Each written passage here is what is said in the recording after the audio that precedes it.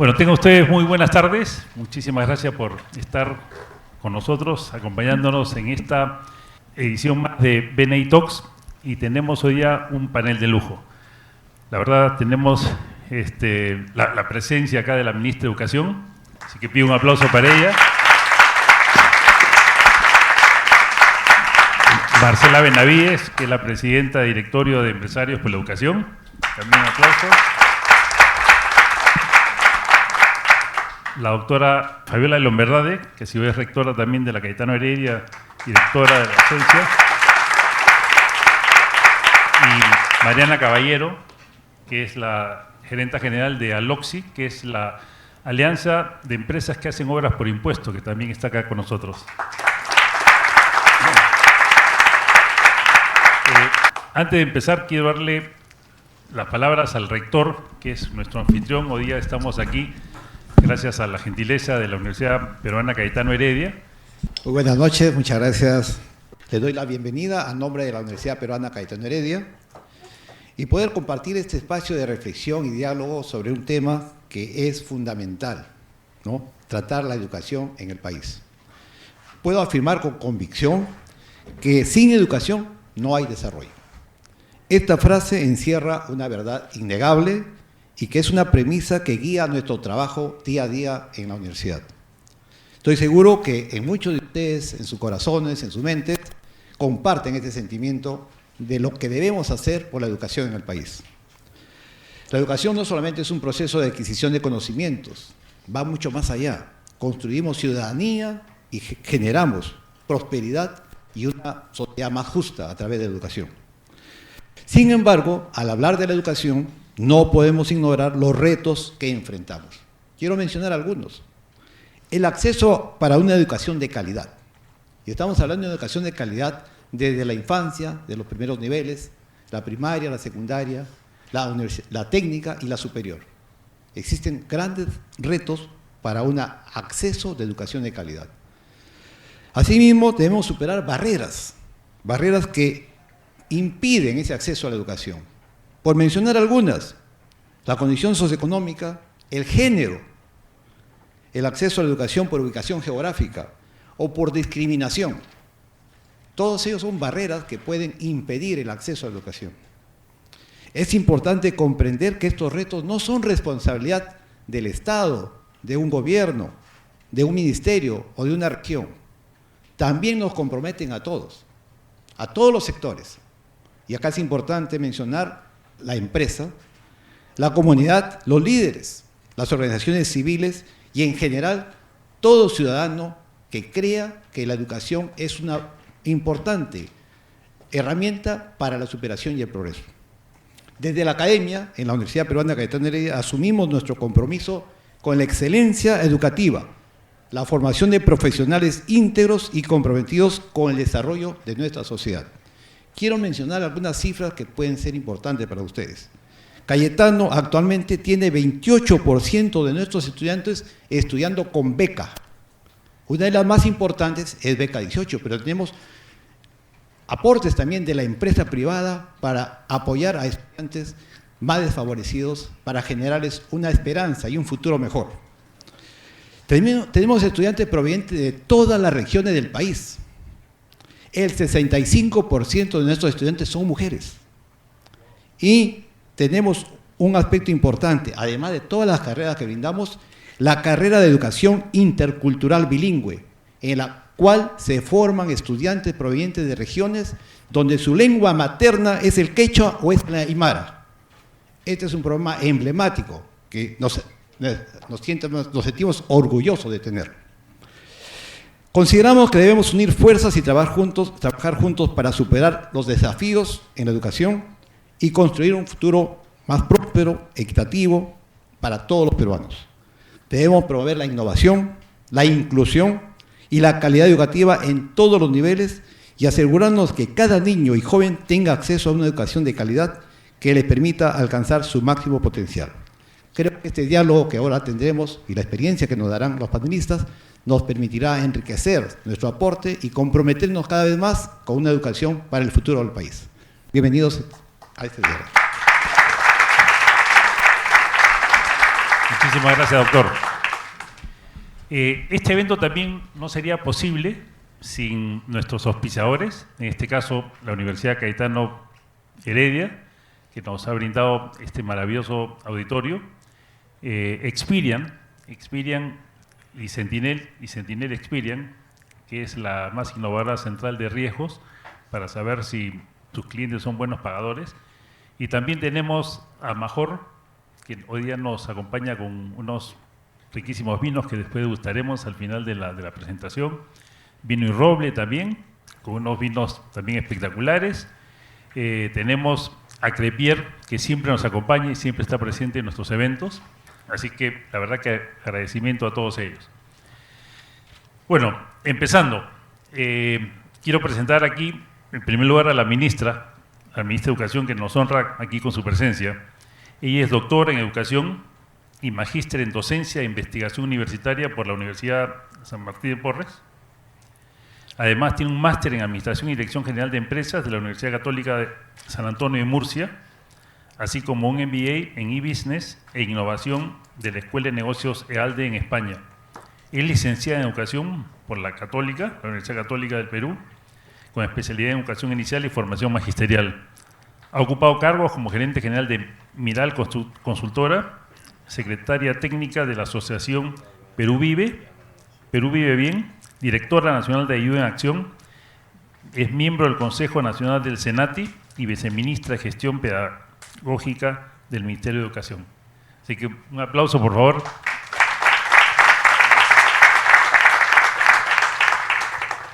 Como ya lo dijo el doctor Regada, el rector, sin educación no hay desarrollo, eso lo sabemos.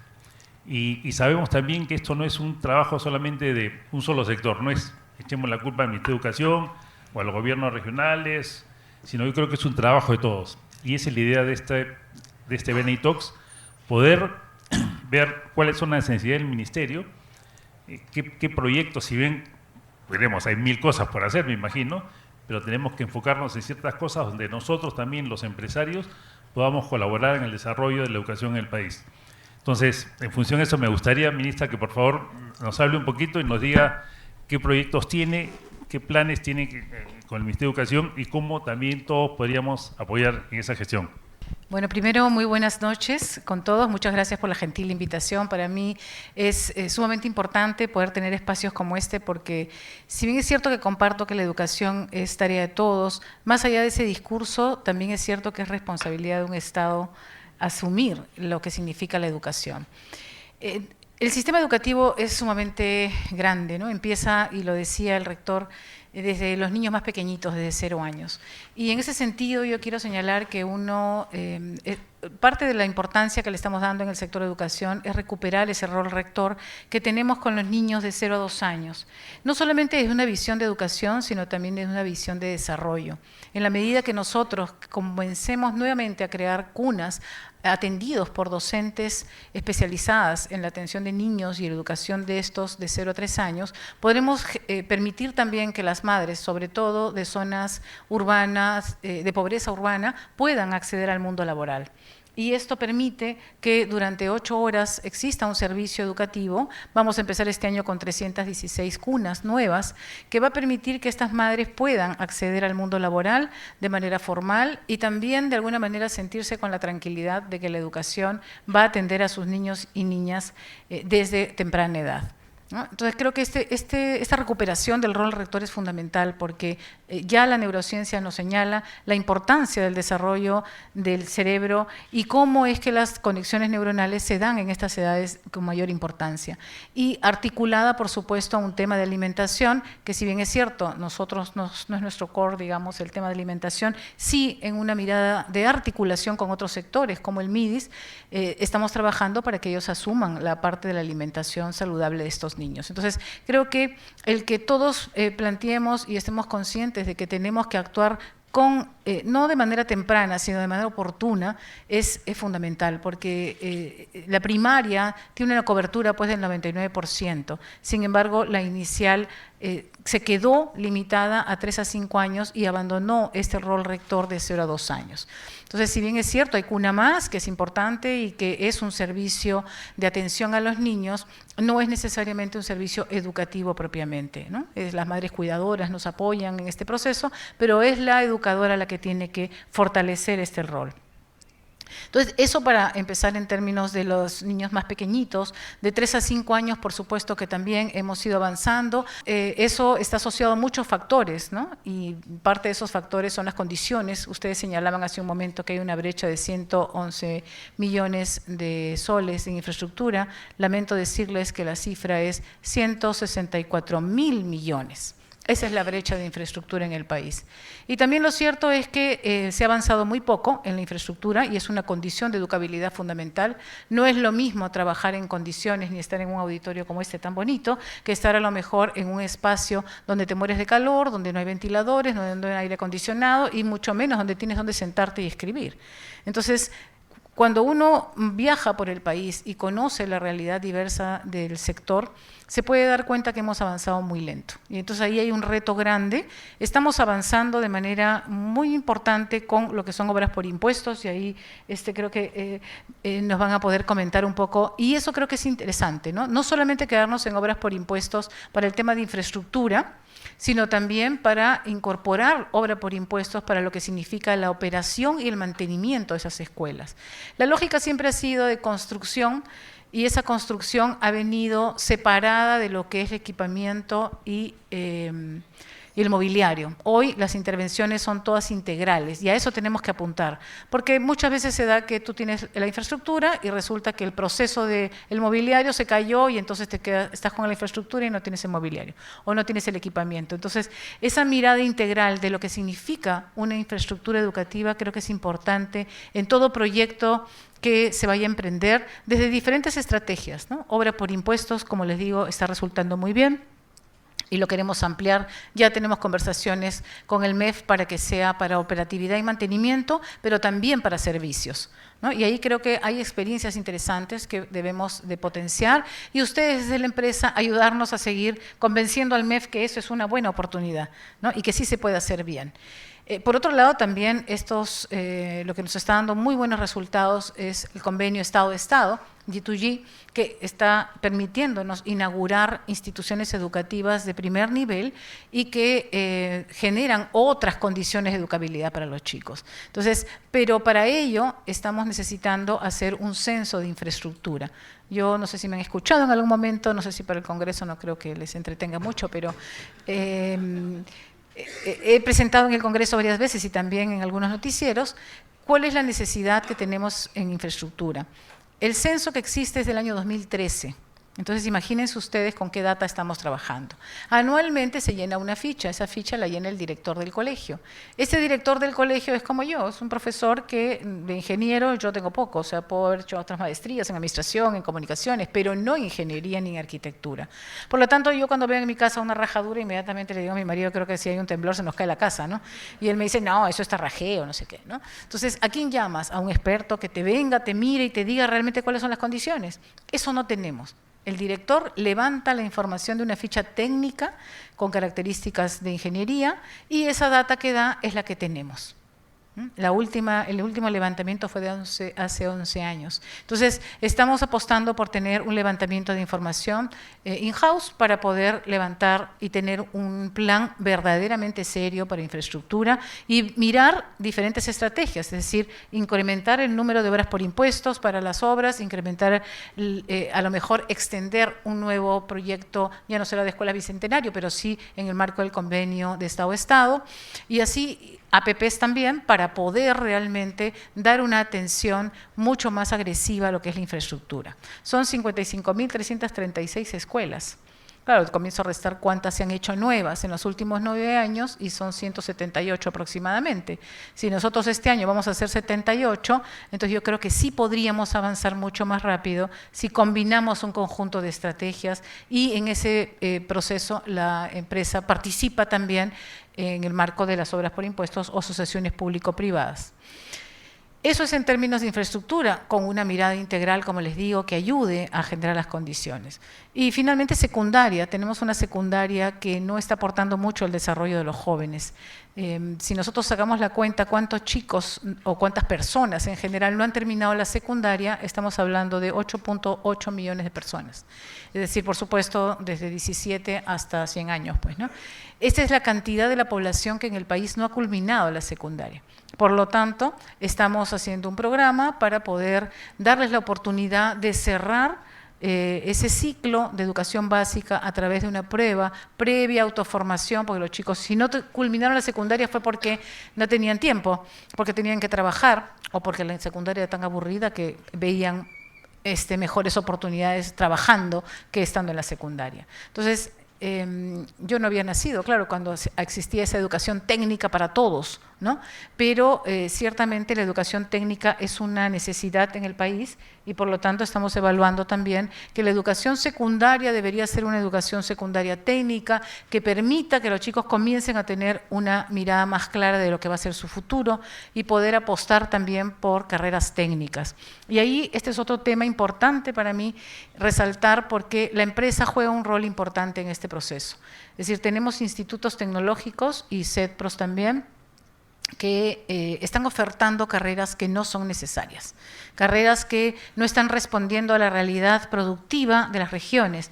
Y ahí estamos trabajando, estamos firmando un convenio con la Sociedad Nacional de Industria y también vamos a reunirnos con la Sociedad Nacional de Energía y Minería, ¿no? Para poder orientar que ese catálogo de carreras sea un catálogo además que sea, digamos, actualizado con la rapidez que tenemos los avances tecnológicos también. Entonces, la educación técnica es una prioridad y en ese sentido creo que una mirada donde diferentes actores como la empresa, la academia y el Estado participen de manera articulada va a ayudar a que respondamos, por un lado, ofertar carreras que realmente se necesiten, que los chicos se empleen con más rapidez y de manera formal, y por otro lado, que contribuyan al desarrollo local de cada uno de los territorios, desde lo que necesita cada territorio, ¿no? Entonces, si esto lo miramos desde la secundaria, va a ser mucho más fácil, existe una mirada, la universidad es importante, por supuesto, pero no es la única apuesta, digamos, que pueden tener como oferta educativa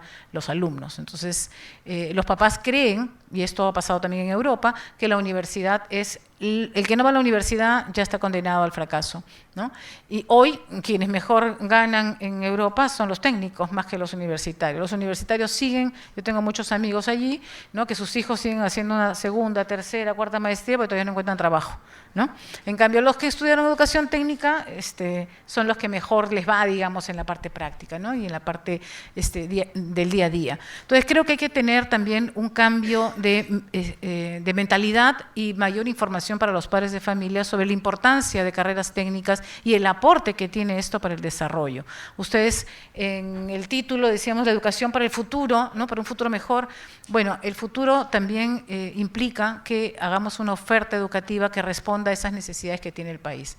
Hace poco estuve en Chancay y en Chancay tenemos el hub portuario, tenemos un instituto tecnológico de 30.000 metros cuadrados del Estado que oferta 2 carreras, contabilidad y computación. Entonces, imagínense ustedes el despliegue que va a haber ahí de posibilidades de oferta laboral, ¿no? Para los jóvenes. Entonces, tenemos que articular con esas empresas para que nuestros chicos vayan a hacer la práctica con esas empresas y puedan, desde un enfoque, ojalá podamos hacer un enfoque dual en la mayoría de los institutos, pero ahí necesitamos justamente la participación de la empresa para poder hacer una articulación mejor, ¿no? Y por supuesto ir fortaleciendo la universidad desde lo que significa la investigación, porque tenemos un gran reto y estamos fortaleciendo lo que es el proceso de internacionalización. Acá les comento que por primera vez el Perú va a participar en el NAFSA y ahí la Cayetano ha estado con nosotros también participando en estas reuniones para poder tener una presencia como país, ¿no? Y Perú nos está ayudando para tener mayor intercambio, no solamente de estudiantes, sino también desde lo que significa el conocimiento y el fortalecimiento de las capacidades de los docentes. Entonces, como ven, he hecho un mapeo rápido de lo que es nuestro sistema educativo, pero la participación y la conjunción de esfuerzos es fundamental para nosotros porque es la empresa la que sabe cuál es la mano de obra que va a necesitar, por dónde están caminando para el desarrollo, y es la educación la que tiene que fortalecer y asegurar que esa oferta formativa se dé. Si no, seguiremos exportando técnicos, ¿no? Y seguiremos incrementando el número de desempleados jóvenes en nuestro país. Entonces yo creo que el reto está ahí. Las obras por impuestos seguirán siendo una apuesta, fortaleciendo para que diferentes empresas también puedan participar, y en un diálogo permanente con el sector para poder ir priorizando los esfuerzos que desde los diferentes sectores tenemos que hacer para asegurar y crecer en el desarrollo que tanto anhelamos todos, ¿no? Y no quiero cerrar sin decirles que si esto no tiene una base de valores y de ciudadanía, ningún esfuerzo va a ser sostenible en el tiempo. Yo siempre ando con mi chapita porque hago mi propaganda, ¿no? Pero nosotros hemos lanzado una estrategia nacional que se llama 101% Buen Ciudadano, básicamente para poner en valor los valores, para volver a recuperar los valores que como sociedad hemos ido perdiendo, y a través de la participación de todas las instituciones, públicas y privadas. Esto no cuesta nada, solamente es pequeñas pastillas de videos que ya tenemos 3.000 pantallas, y que los invito desde sus empresas también a promover para poder poner los valores como un aspecto fundamental. Con corrupción, sin valores y sin una ciudadanía responsable, cualquier esfuerzo que haga cualquier gobierno no va a tener sostenibilidad. Entonces, yo los invito a que se sumen a nuestra estrategia. No es una campaña, porque la campaña empieza y termina, y cuando hablamos de valores, esto es algo que requiere mucho más allá de un pequeño spot, ¿no? Sino más bien una activación también en el día a día, ¿no? Así que los invito a que se informen sobre eso, y en el Ministerio de Educación siempre tendrán las puertas abiertas para cualquier comentario, aporte que nos puedan dar en ese esfuerzo que creo que tiene que ser común para salir adelante como país. Muchas gracias. Muchísimas gracias.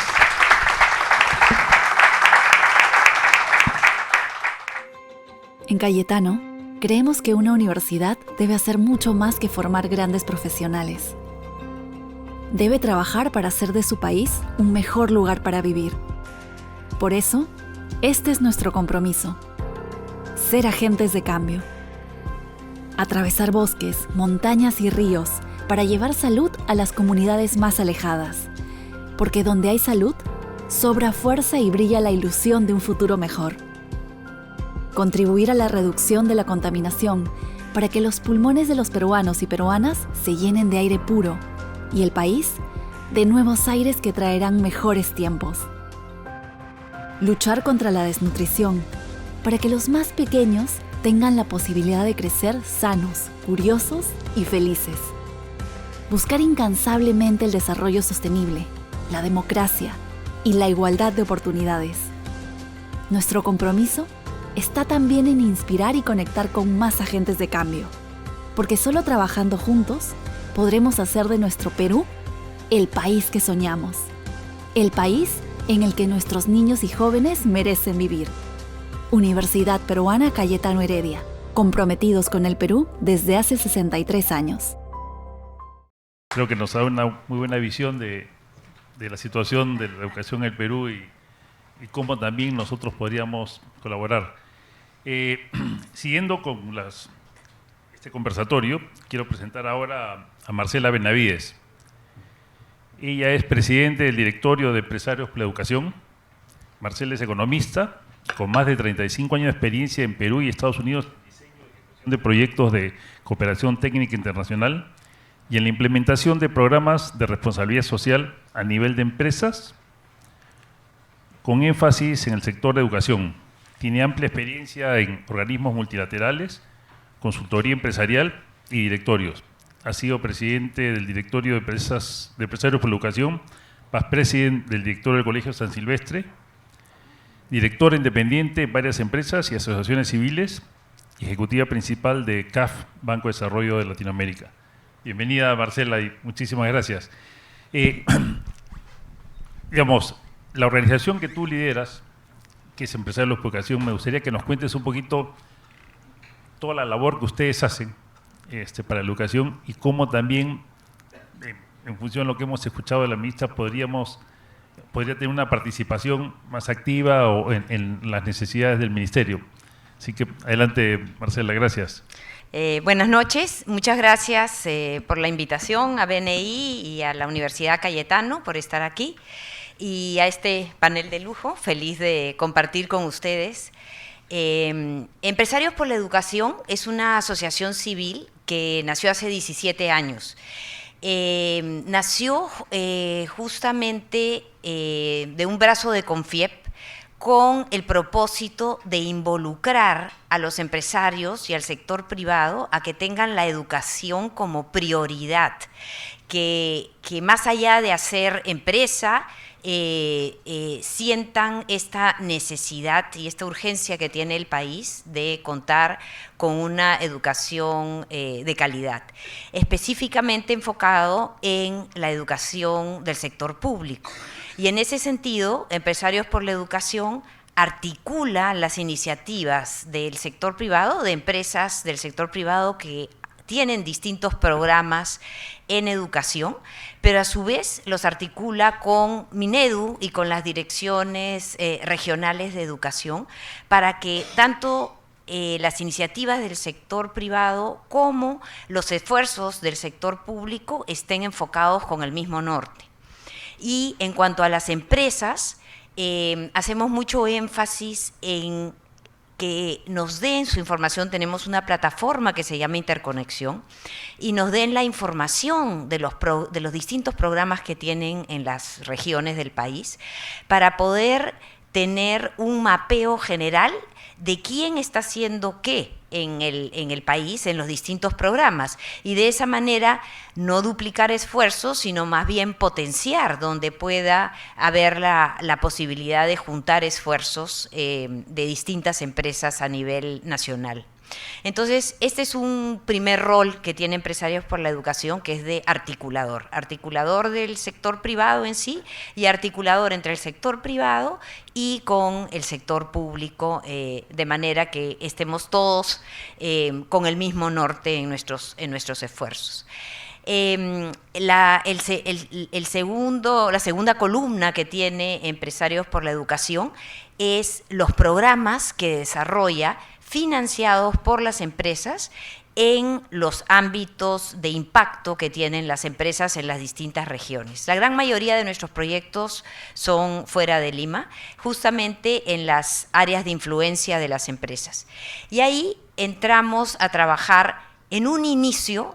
Se pensó trabajar justamente con institutos técnicos para preparar a ese capital social que se necesitaba para luego darle empleo en las empresas. Pero poco a poco la asociación se fue dando cuenta que había carencia de capacidades más abajo en la escala, digamos, de educación de estas personas y que no era suficiente intervenir a ese nivel de instituciones técnicas, y fue así que fue cambiando el norte de la institución para más bien tener más injerencia en lo que son las escuelas públicas, para tener una formación más sólida de base. Entonces, en los programas que tenemos en las escuelas públicas del interior se basan en tres líneas de trabajo. La primera, en todo lo que es alfabetización digital, lo que llamamos inclusión digital, que es capacitar a directores y a docentes para que puedan utilizar la herramienta digital para ellos, capacitarse, estar conectado y conectar, pero también para que la utilicen como una herramienta pedagógica con sus alumnos. Se empezó trabajando internamente en los colegios con directores y docentes, y luego, a raíz de esto y de los trabajos que se hicieron en estas escuelas alfabetizando digitalmente, la comunidad quiso también participar de estas capacitaciones, y entonces a pedido, digamos, de las autoridades locales, ahí donde teníamos injerencia de inclusión digital, nos pidieron crear lo que llaman comunidad digital. Y lo que hacemos con esos proyectos es, en la municipalidad o en algún foro de la comunidad, se desarrollan estos laboratorios donde se ponen equipos, ¿no? Las laptops, pero también un salón de clase, y se da ahí las capacitaciones en horarios largos durante el día y de lunes a sábado para toda la comunidad, ya no solo en las escuelas, sino fuera también, para que pueda ser de acceso a hermanos mayores, a padres de familia, incluso algunos docentes deciden ir en horarios extras a capacitarse. Esa es una de las líneas, lo que es alfabetización digital. La segunda es todo lo que son habilidades socioemocionales, ¿no? Que todos sabemos, últimamente se ha hablado muchísimo, sobre todo después de la pandemia, de la importancia del bienestar, ¿no? Del bienestar del alumno, del clima dentro de la escuela, ¿no? Entonces se hace mucho énfasis en capacitar a los docentes en muchas de nuestras escuelas públicas. Creo, ministra, que en la mayoría no contamos con un departamento de psicología, entonces le toca al docente, le toca al maestro tener esta doble función de ser el maestro, pero además atender todos estos temas de bullying, estos temas de manejo de emociones, de saber controlarse, de aprender a negociar, de aprender a ser tolerante, incluyente, ¿no? Entonces, es un área que le dimos importancia y ya hace muchos años que se viene dando, pero después de la pandemia se ha duplicado el requerimiento de las escuelas que necesitan capacitación en estos temas. Y la tercera línea es ya propiamente lo que son metodologías pedagógicas en temas de lectoescritura y en temas de matemática. En algunas de las intervenciones que tenemos, que son programas que se llaman Aprender para Crecer, nuestro socio es justamente la Universidad Cayetano Heredia, y con ellos y los docentes que ellos envían, llevamos a cabo estos programas, y con el Instituto Apoyo y con la metodología STEAM y Matemática para Todos desarrollamos los programas que son de matemáticas. Casi todos nuestros programas son intervenciones que duran 2, 3, hasta 5 años, o sea, son programas serios, profundos, que lo que quieren es dejar instaladas las capacidades. No es un programa, digamos, ligero, que pasó nomás y que solamente es un check de lo que se ha hecho, ¿no? Se capacita a los docentes, pero las mediciones se hacen antes, al inicio del año y al final del año, a docentes y alumnos, para ver cómo está realmente avanzando y qué logros se está teniendo en estas ramas, ¿no? Entonces, esos son, digamos, los 3 pilares en cuanto a los programas que desarrollamos nosotros con financiamiento de las empresas. Y lo tercero que tenemos es una plataforma que se llama Maestro E+E, de Empresarios por la Educación, y es una plataforma que justamente este proyecto sí nació a raíz de la pandemia. No era algo que en sus orígenes Empresarios por la Educación había pensado, pero dado que vino la pandemia y tuvimos que pivotear de clases presenciales a clases virtuales, y dado que ya teníamos pagado, digamos, por las empresas a nuestros docentes para llegar a 50, por nuestras empresas para llegar a 50 docentes, la verdad que se dio la oportunidad de decir, ya que lo vamos a hacer online durante la pandemia para 50 docentes, ¿por qué no lo abrimos a todos los maestros que quieran entrar y sacar provecho de esta capacitación? En ese momento se habló con la Dirección Regional de ICA, que era donde se llevaba a cabo este programa, y nos dijeron, pues sí, conectémonos a nuestro Facebook Live de la Dirección Regional, y entonces nuestras capacitaciones y nuestros programas en ese momento empezaron a hacerse abiertos y gratis para todos los docentes que quisieran entrar. Y a partir de ahí hemos ido creciendo y creciendo y creciendo, y ahora tenemos capacitaciones todas las semanas. Empezamos en febrero y terminamos en noviembre, todos los jueves. Tenemos distintos temas con distintos especialistas para abordar temas de todo tipo, temas desde dirección y programación de las clases durante el año, que es uno de los temas que nos piden mucho los docentes, hasta temas de habilidades socioemocionales, momentos relax, cómo preocuparse también por la salud emocional y la calma de los docentes y también de los alumnos, los temas nuestros de metodologías para promover lectoescritura, para la matemática, y también nos hemos ido aliando con algunas instituciones, como por ejemplo Peruanos por Peruanos, que viene fomentando el tema de anemia cero. Entonces hemos empezado también a pasar algunas capacitaciones para que se entienda por qué es tan serio el tema de la anemia, cómo se puede prevenir, cuáles son los principales indicadores que uno debe tener presente. Entonces, hemos ahora crecido en esta plataforma y tenemos muchas veces más de 2.000 inscritos que quieren participar de cada una de nuestras sesiones, y luego todos estos programas se quedan grabados y se quedan los webinars y los talleres para que sean recursos pedagógicos que más tarde pueden descargar los maestros que tengan interés. La semana pasada hemos tenido, acá Luciana me tiene el número, pero creo que es algo así como 10.000 descargas, ¿no? 19.000 descargas de uno de los videos que tuvimos, así que es una herramienta, y así, digamos, abriendo, articulando, juntando aliados para trabajar por la educación, vamos llegando a logros hasta más allá de lo que uno ha pensado, ¿no?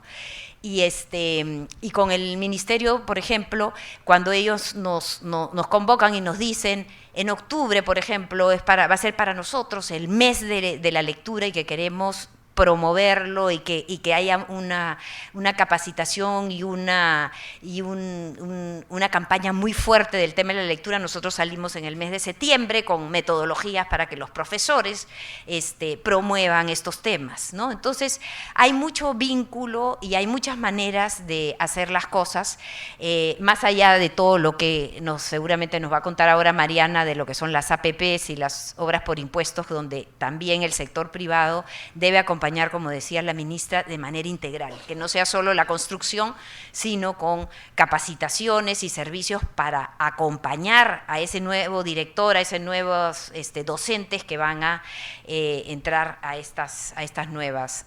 Lo dejo ahí porque no sé si después van a haber más preguntas. Gracias. Muchísimas gracias, Marcela. Continuando con como bien dijo, panel de lujo, porque la verdad que es un honor tener a cada uno de ustedes, y aparte en el mes de marzo, que es el mes de la mujer, como ven, todas nuestras panelistas son bellas y talentosas profesionales. Quisiera continuar con la doctora Fabiola León Velarde. Ella es ex rectora de la Universidad Peruana Cayetano Heredia, bióloga y doctora en ciencias, fisiología, por la Universidad Peruana Cayetano Heredia. En el 2002 fue investigadora asociada en la Universidad de París. También ha sido fellow de Queen's College de la Universidad de Oxford, donde participó en proyectos de investigación en el Laboratorio de Fisiología de la Respiración. Tiene una extensa producción científica en fisiología de adaptación a la altura, con más de 170 títulos en revistas internacionales indexadas, así como varios libros y artículos de su especialidad. Su trayectoria académica y científica ha sido distinguida en el Perú y en el extranjero. Una de las cosas que también mencionábamos y que creo que nos falta mucho en Perú es investigación y desarrollo. Entonces, ¿qué nos falta? ¿Qué podemos hacer para que el Perú, digamos, llegue a un nivel más importante de lo que es investigación? Que nos falta de laboratorios, nos falta mayor presencia de instituciones. ¿Qué nos podrías, por favor, comentar, Fabiola? Adelante. Con mucho gusto. Muchas gracias por la invitación, señora ministra, señor rector, mis compañeros de panel y distinguidos invitados que nos acompañan. No se preocupen que no les voy a hablar de fisiología de altura. Sí, en realidad uno de los aspectos que yo diría más tenemos que trabajar con los empresarios, cuando preguntas qué nos falta, un trabajo mucho más cerca con el sector productivo, con los empresarios, es la investigación. En el Perú tenemos aproximadamente 140, probablemente ahora un poco más, 150 investigadores por millón de habitantes. En los países de la Alianza del Pacífico, 400 por millón de habitantes. Y en los países de la OECD, aproximadamente 4.000. O sea, tenemos una distancia muy grande que nos separa. Y yo diría también, así como la ministra mencionó, que exportamos técnicos, nosotros exportamos buenos investigadores. ¿Y por qué razón? Porque básicamente el financiamiento que necesitamos en diferentes aspectos del desarrollo de la investigación para que las universidades que seriamente trabajan para generar grupos de investigación no es suficiente, y eso lo sabemos todos, no es un misterio que para aumentar nuestra productividad en ciencia y tecnología vinculada al sector productivo, no solo el conocimiento por el conocimiento, requerimos un mayor aporte del PBI, como todos los sectores lo reclaman seguramente, señora ministra. Pero en el Perú estamos solamente muy por encima de los países de América Central, países muy pequeños, alrededor de 0.17 del PBI. Pero eso no pretende ser un espacio de demanda de financiamiento, sino para lo que estamos aquí, y es para ver cómo esa vinculación con el sector empresarial, el sector productivo, puede realmente ser mucho más productiva de lo que es. Porque en otros países donde efectivamente el Estado aporta muchísimo para la investigación a las universidades, el sector productivo pone aproximadamente el 50%, el sector empresarial.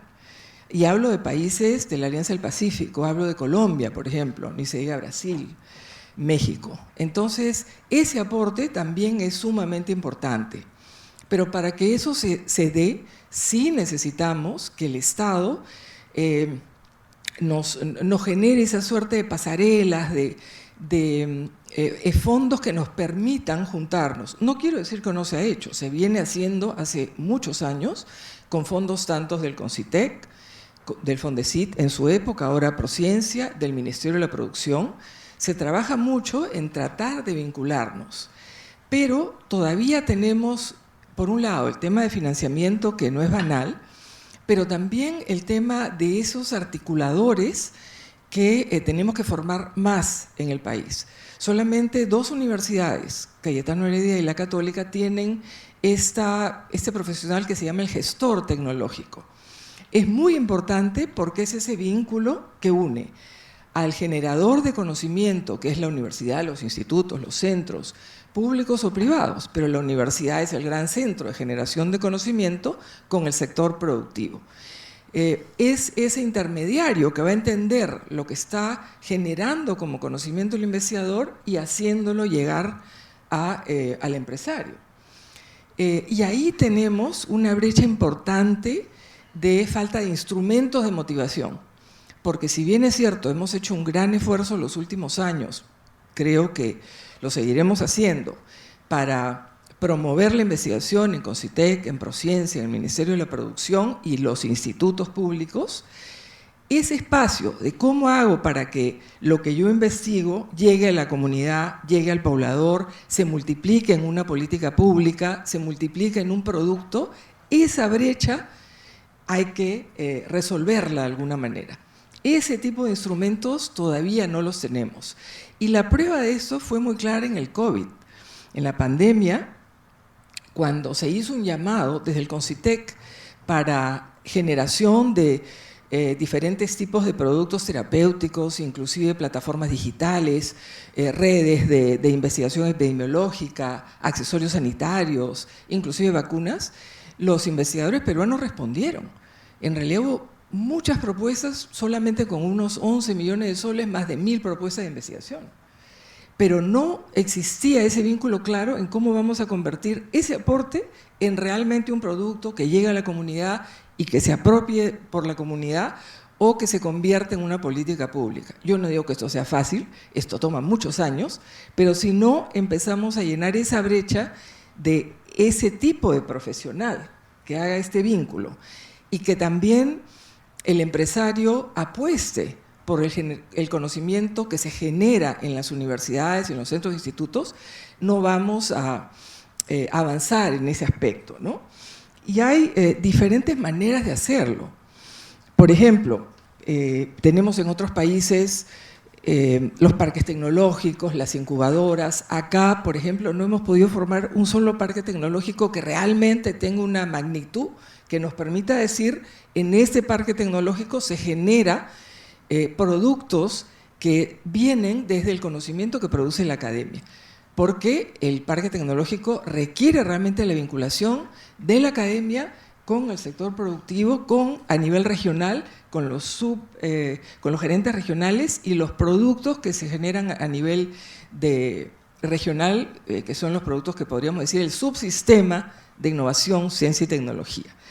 Pero hay otras herramientas que podríamos tener como fondos concursables que vengan de las regiones que están trabajando temas sumamente importantes para el país, como agricultura, minería, por supuesto el turismo, pesquería, que serían beneficiosos para ambos. Aunque fuesen pequeños fondos concursables, eso ya pone a trabajar a los estudiantes que están trabajando en el posgrado, desde su formación a nivel de pregrado, a trabajar por lo que es la necesidad del país y las oportunidades del país, con nuestra inmensa biodiversidad terrestre, marina, y con todos los recursos que tenemos, incluyendo, por supuesto, los saberes ancestrales de nuestra medicina tradicional.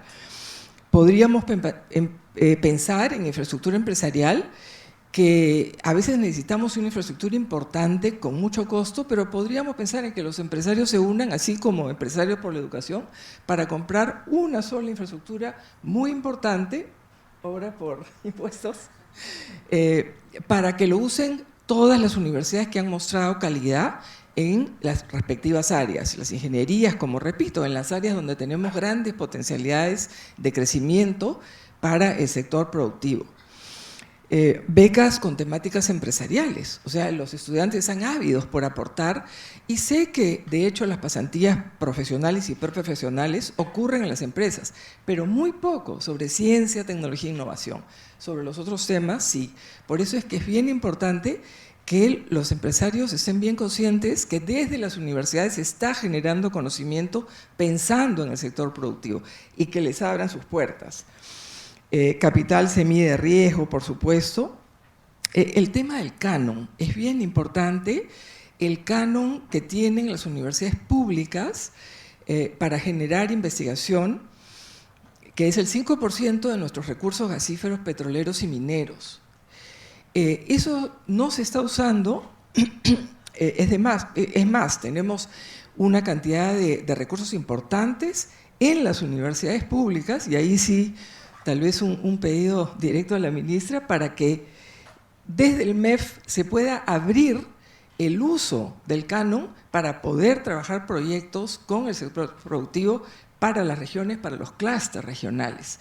No es posible hacerlo porque no reconocen el trabajo del investigador, el trabajo de la universidad. Entonces ahí también hay un desencuentro. Y por supuesto proteger el producto de la investigación, ¿no? Ahí tenemos que hacer un trabajo importante en proteger esa propiedad intelectual y fortalecer ese sistema de innovación que necesariamente requiere del sector privado, porque los componentes de ese sistema, acá brevemente termino, tienen que ver con, por supuesto, las organizaciones, las universidades, los centros que generen conocimiento, esto es indispensable, las empresas productivas y los servicios, las organizaciones y, por supuesto, el Estado, las instituciones que establecen las políticas y los marcos regulatorios, y las instituciones que establecen la infraestructura física y, por supuesto, ahora las instituciones que tienen que ver con la quinta revolución tecnológica, ¿no? Entonces, sin todos estos actores, no vamos a tener un sistema de investigación, un sistema de innovación que realmente funcione. Recursos sí necesitamos, pero también a todos estos actores, y el sector privado es un actor muy importante para que esto funcione. De manera que agradezco muchísimo esta invitación, porque espero que podamos seguir conversando sobre este tema, como desde la universidad. No digo básicamente cómo ustedes pueden ayudarnos, sino cómo nosotros desde la universidad podemos ayudarlos a resolver muchos problemas que tienen que ver desde algún problema particular, productivo, hasta una cadena de valor que puede mejorar la venta de un producto. Así que aquí estamos y muchas gracias por esa invitación. Buenísimo, Fabiola, muchísimas gracias. Por si acaso les van a repartir unas hojitas para que hagan preguntas al término de la primera ronda, así que los que tengan alguna pregunta vayan apuntándola. Continuando con este evento, ahora quiero presentar a una persona que hemos trabajado promoviendo un poco el uso de obras por impuestos hace ya varios años, a Mariana Caballero. Ella es la gerenta general de ALOCSI, que es la Alianza de Obras por Impuestos. Mariana es abogada, titulada en Derecho y Ciencias Políticas de la Universidad de Lima, cuenta con un máster en Administración de Empresas en Centro Católica, así como curso de especialización en Responsabilidad Social y en Obras por Impuestos, y tiene 20 años de experiencia en el diseño, gestión y evaluación de proyectos de responsabilidad social, comunicación estratégica, reputación, relaciones institucionales y posicionamiento público.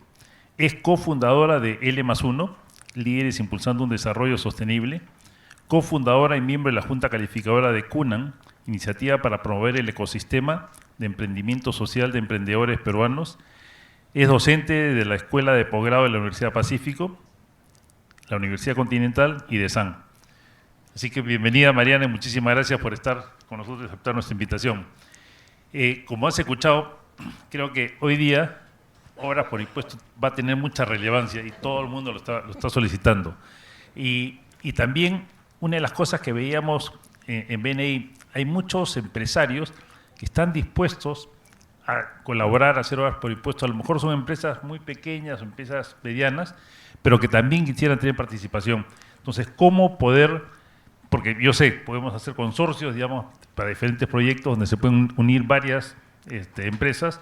Entonces, ¿cómo hoy día ALOCSI y cómo Obras por Impuestos puede colaborar en el tema de educación, que nos falta no solamente infraestructura, como ha dicho la ministra, sino también en lo que son servicios, y que creo que ahora va a permitir también entrar en ese sector? Así que cuéntanos un poquito lo que es Obras por Impuestos y cómo podemos apoyar en el sector de educación.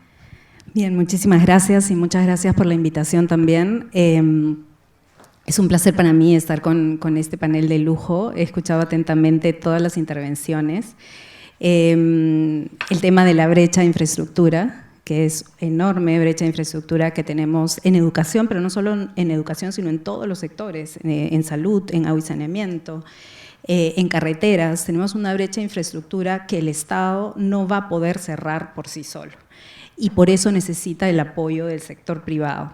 Y Obras por Impuestos es un mecanismo mediante el cual la empresa privada puede participar para apoyar justamente a cerrar estas brechas, ¿no?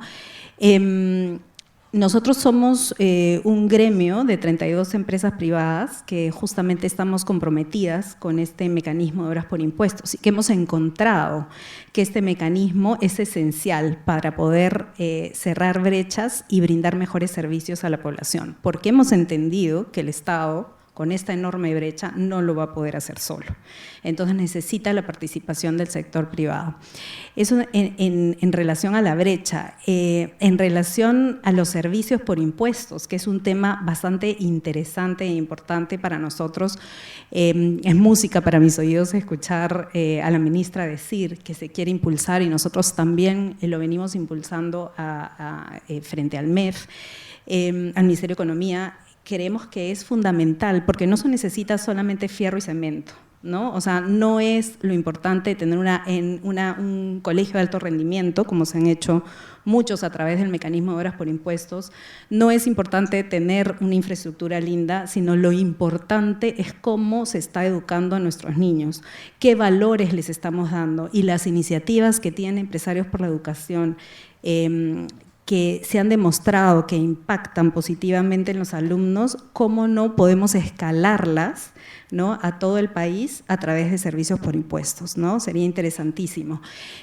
Otro de los temas que tocó la ministra, que me pareció súper interesante también, es el tema de los institutos tecnológicos, ¿no? En Aloxi o en obras por impuestos se han hecho institutos tecnológicos ya, ¿no? Y estos institutos tecnológicos, hay uno en Marcona, por ejemplo, que es una experiencia muy, muy simpática, en la que se estableció, bueno, no solamente se hizo este instituto, sino se crearon nuevas, ¿cómo se dice? Nuevos programas educativos, gracias. Se crearon nuevos programas educativos. Este fue un proyecto que hizo ISARREP junto con Minsur, una minera, ¿no?, con una eléctrica, y se crearon 2 nuevos programas educativos que justamente iban a lo que las mineras y la eléctrica necesitaban, ¿no?, la mano de obra que se requiere en la región. Y eso es sumamente importante, porque no solamente estamos creando una buena infraestructura en un instituto tecnológico, sino también estamos creando mano de obra que al final va a poder ser de alguna manera contratada por las mismas empresas, ¿no? Y creo que esa es la visión que se tiene que tener. En el sector educación, otro de los temas interesantes es que, bueno, el sector educación ha sido el sector que más ha invertido en proyectos de obras por impuestos. Es el número 1, sector número 1, tiene más de 2.200 millones de soles invertidos en obras por impuestos, más de 155 proyectos ya, de los cuales más de la mitad ya están al servicio de la población. Pero no solamente podemos hacer proyectos de infraestructura, ¿no? Y eso es bien interesante también mencionarlo y sensibilizar al sector privado. Antes solamente podíamos construir un colegio, ¿no? Y claro, para las empresas privadas, que no es su core business, no se dedican, no, digamos, Coca-Cola no está dedicado a construir colegios, era un poco un desafío en ingresar al tema de obras por impuestos, pero ahora esto se ha ampliado a otros proyectos, que son los IORs, ¿no?, que son las inversiones de optimización, ampliación marginal, reposición y rehabilitación, que permiten, por ejemplo, a una empresa poder ingresar a un colegio y reponer todo el mobiliario, o reponer todas las computadoras, o crear los cercos perimétricos de los colegios, o arreglar o hacer el mantenimiento de todo el colegio, pintarlo, y cuando lleguen los niños al colegio, pues que encuentren el colegio rehabilitado, o una pared que se está cayendo, rehabilitarla. Entonces son, digamos, proyectos que son más pequeños, pero que pueden tener un enorme impacto, ¿no? Y que una empresa privada, que sea mediana, que sea más pequeña, que quiera impactar, ¿no?, a través de sus impuestos, puede hacerlo a través de estas IORs, ¿no? El mecanismo de obras por impuestos ha sufrido un montón de modificaciones normativas, ¿no?, a lo largo de los años. Yo esta mañana estuve en un evento también hablando con empresarios, convenciéndolos de que era un tema en el que tenían que entrar, ¿no?, como empresarios, como líderes, Y les decía que hacer obras por impuestos en el 2015 no es lo mismo que hacer obras por impuestos en el 2024. La norma ha sufrido una serie de modificaciones normativas que ha facilitado el mecanismo, ¿no? Hace poco han salido modificaciones para que el certificado de inversión pública se recupere más rápido. Han salido modificaciones para que las empresas ya no solamente puedan utilizar el 50% de su impuesto a la renta, sino hasta el 80% de su impuesto a la renta. Han salido modificaciones en que la empresa no solo vamos a utilizar el impuesto a la renta, sino otros impuestos adicionales, ¿no? Como el ITAN, como el impuesto a la minería, como el impuesto a las bolsas de plástico, otros impuestos para poder ampliar la participación del sector privado. Entonces yo creo que la mesa está servida para los empresarios, que el Estado ha demostrado digamos, la apertura a este mecanismo de obras por impuestos, ha puesto sobre la mesa las posibilidades para que la empresa contribuya con el sector privado. Es decir, tenemos una apertura del Estado, no solamente por los cambios normativos, también hay una mesa ejecutiva que se ha creado con el Ministerio de Economía y Finanzas para destrave de proyectos, ¿no? Porque sabemos que igual, ¿no? Yo siempre digo, es más fácil pagar el cheque a la SUNAT que meterte en obras por impuestos, porque tampoco vamos a engañar que esto es, ¿no? Qué lindo, vamos a hacer la obra y todo sale súper bien. Siempre hay sus dificultades en el camino, pero creo también que con un manejo de los riesgos y de minimizar esos riesgos en cada etapa, se puede hacer una obra por impuesto bastante exitosa. Nosotros estamos promoviendo desde Aloxi varios temas, ¿no? El tema de educación es un tema fundamental para nosotros. El año pasado hemos firmado también el Pacto contra la Anemia y Desnutrición Infantil, que creemos que es fundamental articular también con el Ministerio de Educación. Lo que estamos haciendo es trabajar articuladamente con el MINAM, el MIDIS y el MEF, para poder identificar los componentes que se requieren en un proyecto de inversión pública para poder realmente combatir el tema de la anemia y desnutrición infantil. Y para esto necesitamos, de hecho, trabajar articuladamente con el Ministerio de Educación, trabajar articuladamente también con el Ministerio de Vivienda, porque se necesita agua y saneamiento, con el Ministerio de Salud, o sea, todo está concatenado, ¿no? Venimos trabajando en eso, también estamos trabajando en un tema con el Ministerio de Vivienda de casitas calientes también. Todos los años mueren 600 personas por tema de friajes y heladas. Estamos trabajando también en ese tema para viabilizar las casitas calientes. Entonces yo creo que hay muchas oportunidades, ¿no? Hace poco se han ampliado los topes para que los gobiernos regionales puedan hacer obras por impuestos. ¿Ustedes saben cuánto el Estado ha destinado a obras por impuestos para un año? ¿Cuánto podríamos hacer? Solamente en gobiernos regionales, locales, universidades públicas, son más de 36.000 millones al año que se pueden hacer a través de obras por impuestos. ¿Cuánto hicimos el año pasado? Fueron 518 millones, me parece. Entonces hay enormes oportunidades que tenemos que aprovechar, ¿no? Yo creo que esto es un tema que es responsabilidad no solamente del Estado, sino del empresariado, ¿no? El empresariado tiene que levantarse para decir, aquí estoy por desarrollo país. Y creo que educación es un sector fundamental en el que todos debemos estar mirando, porque en educación está el futuro de nuestro país, ¿no? Eso es necesario. Muchísimas gracias, Mariana, y gracias a cada una de nuestras panelistas.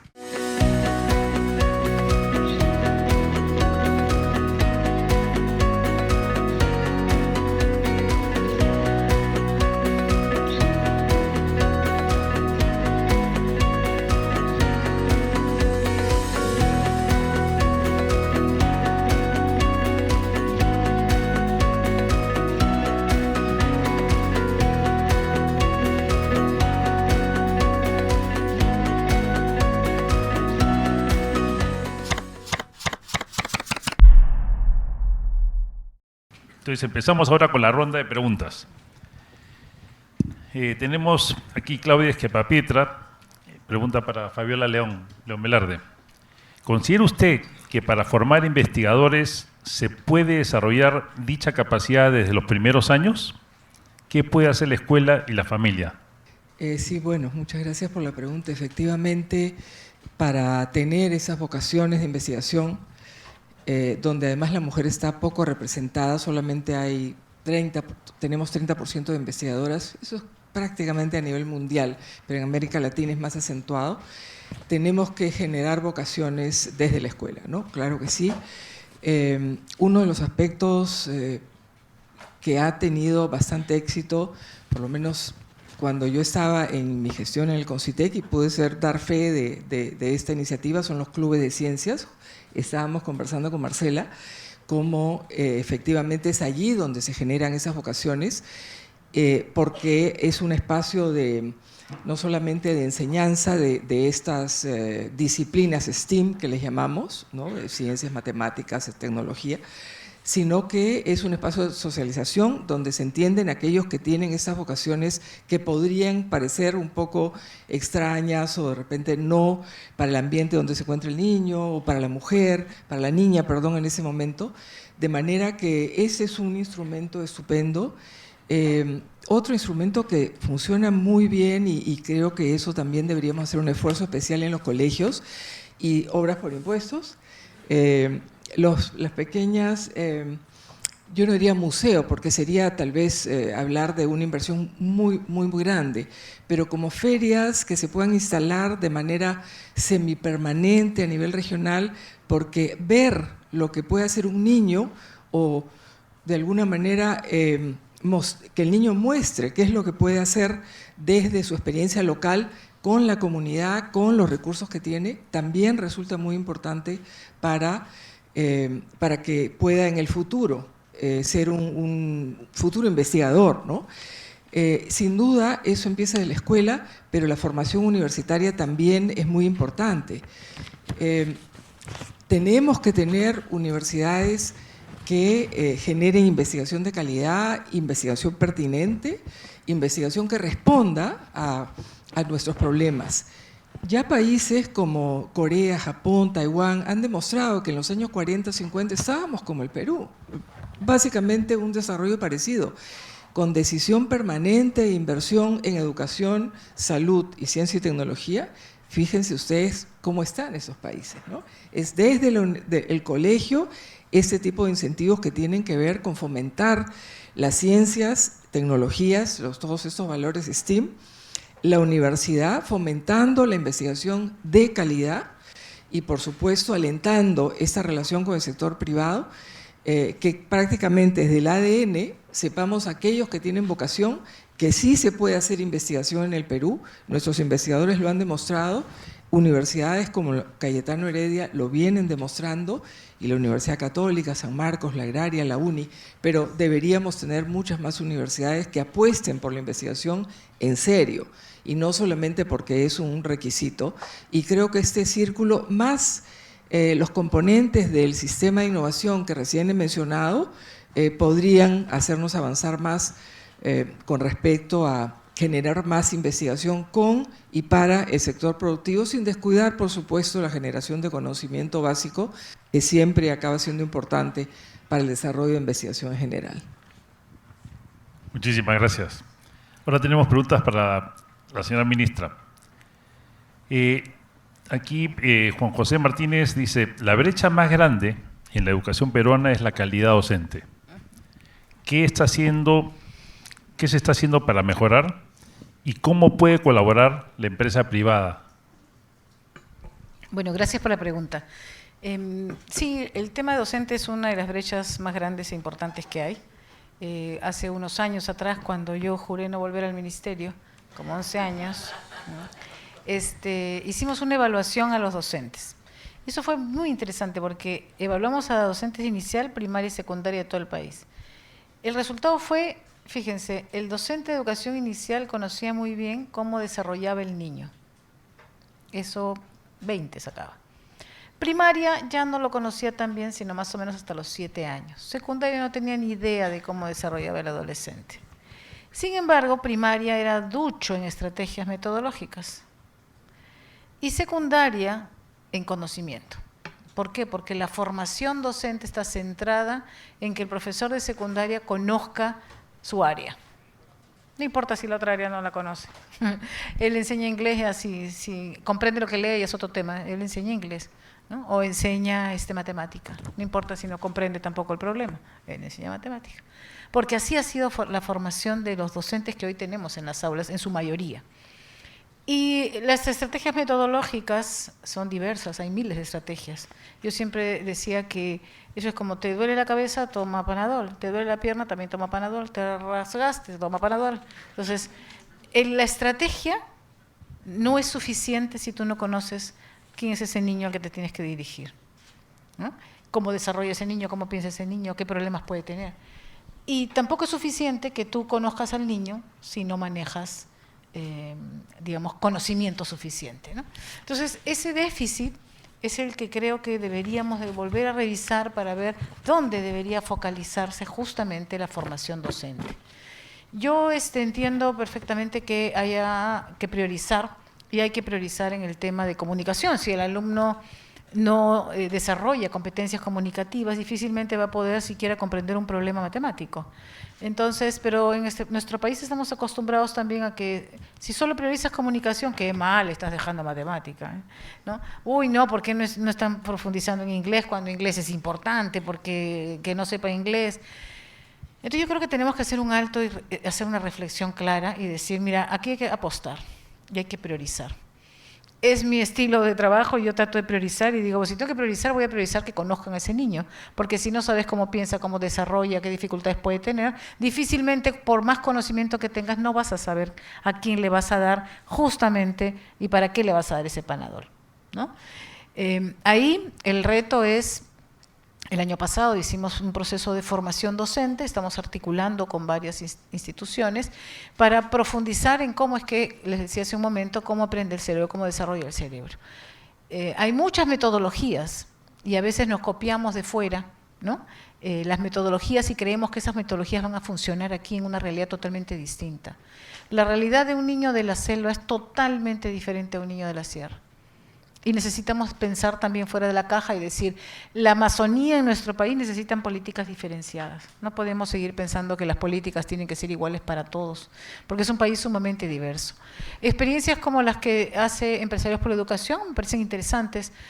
Ustedes preguntaban en la tarjetita, bueno, ¿qué se puede hacer? Se pueden hacer intervenciones desde diferentes espacios, con diferentes grupos de trabajo, conociendo las realidades diversas, eso sí es importante. A veces queremos hacer intervenciones igual para todos y eso ha demostrado con los años que no funciona. Entonces, si seguimos intentando lo mismo, tendremos exactamente los mismos resultados, ¿no? Entonces, hay que, creo yo, que las empresas que están ubicadas en diferentes zonas del país, una forma es, efectivamente, como señalaban bien, intervenir en aquellas zonas donde yo me muevo, porque es donde mejor conozco la realidad también, ¿no? Y ahí pueden ver que nosotros tenemos 14.000 escuelas unidocentes, por ejemplo. ¿Qué aprende un niño en una escuela unidocente? Les soy honesta, nada. Nada, porque el profesor está a cargo de 6 grados.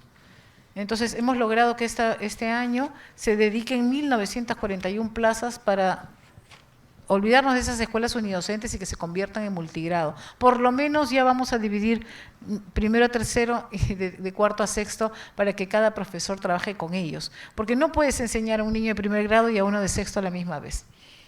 Nosotros los maestros podemos ser muy creativos, ¿no? Pero tampoco somos mandrake, ¿no? Entonces, eso es imposible y todas las evaluaciones han demostrado que no da resultados y hemos insistido año a año. Me imagino yo que para justificar que estamos interviniendo en las zonas más necesitadas.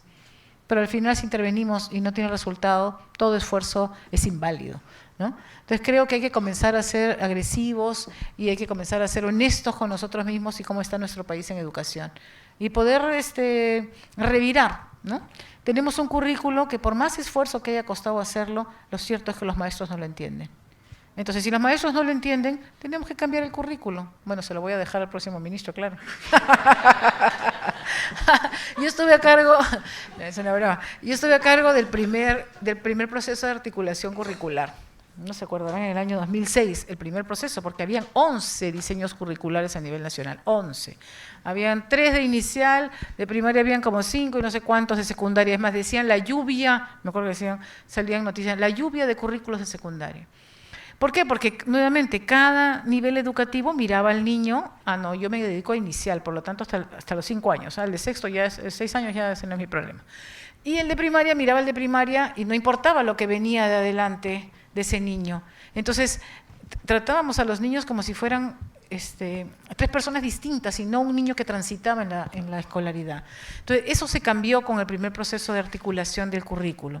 Pero después, por supuesto que fue un esfuerzo que tomó su tiempo, obviamente no era suficiente, había que seguir mejorándolo porque todo es perfectible. Pero lamentablemente trataron de hacerlo tan perfecto que hoy los profesores no lo entienden. Entonces un profesor no sabe si evalúa una capacidad, una competencia, una habilidad, un estándar, un indicador, un propósito, no sabe, ya está mareado el profesor.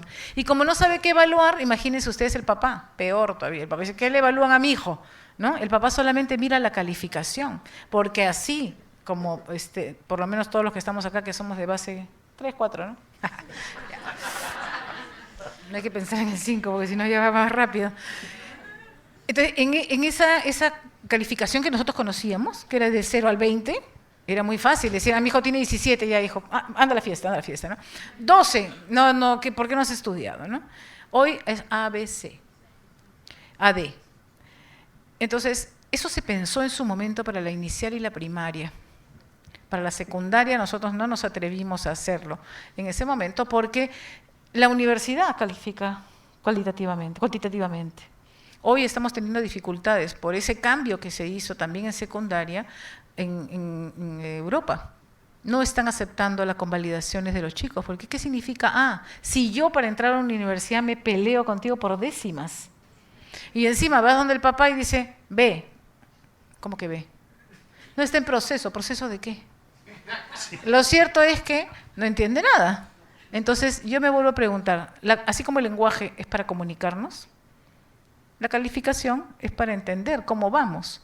Si ponemos una calificación, por más que tengamos nosotros de la parte técnica el enfoque cualitativo, que es de procesos, si el que es evaluado y quien lleva a su hijo a que sea evaluado no lo entiende, no estamos contribuyendo con el sistema.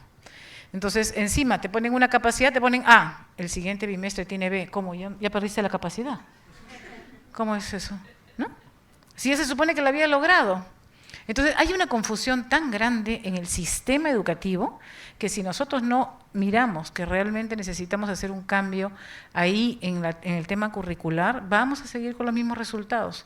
Porque en vez de hacerlo más sencillo, lo hacemos más complejo. No sé si técnicamente, porque usamos palabras más rimbombantes, pensamos que vamos a ser mejores, pero yo diría que había que simplificar mucho más en ese esfuerzo. Y creo que ahí hay mucho para conversar y también desde las empresas saber y decir cuál es ese perfil con el que debería de salir el chico de una secundaria.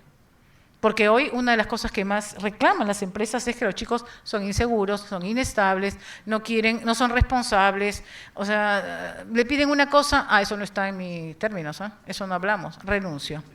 Y se van, ¿no? Entonces, yo lo veo, yo tengo hijos jóvenes, ¿no? Todavía están estudiando, obviamente. Pero tengo mucha gente, muchos chicos amigos de ellos, y dicen, no, tía, me dice, imagínate, quería que me quede hasta las 8 de la noche. Y yo le digo, bueno, hijito, pero es que si no ha terminado, no, a mí mi horario es hasta las 5. Entonces, ¿dónde está la responsabilidad en términos de resultados? ¿Dónde está tu compromiso con esa empresa? No hay, es lo que más reclaman los empresarios. Entonces, y eso no lo estamos trabajando tampoco en la escuela. Entonces creo que hay que revisar bien si necesitamos un currículo tan voluminoso, y les hacía la broma de que se lo dejo para el otro ministro, porque cuando yo hice el proceso de articulación, creo que me tomó un año solo articular a los técnicos del ministerio.